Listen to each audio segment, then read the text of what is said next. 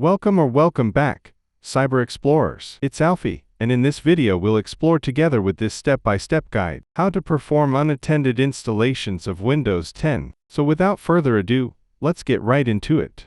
To perform an unattended installation of Windows 10, using the Autounattend.xml file you downloaded, our video on how to generate answer files, or Autounattend.xml files for Windows 10, might help you. The link is in the description below. Follow these steps. Prepare installation media.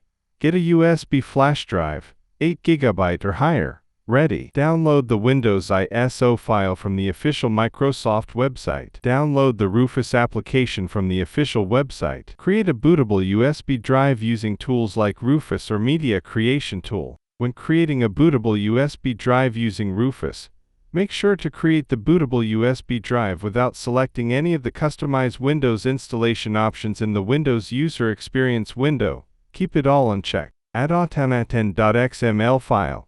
Copy and paste the Autounattend.xml file you downloaded to the root directory of the bootable USB drive. Alternatively, you can add the Autounattend.xml file to the Windows ISO file using tools like AnyBurn to use it with applications like Ventoy or install it on a virtual machine. Download the Windows ISO file from the official Microsoft website. Download AnyBurn from the official website and install it on your computer. Open AnyBurn and select Edit Image File. Then select the image file, which is the Windows ISO file. Then click on Next. Now click on Add, and choose the Autounattend.xml, or drag and drop the Autounattend.xml. Then click on Next and change the file name to something like Windows Autounattend.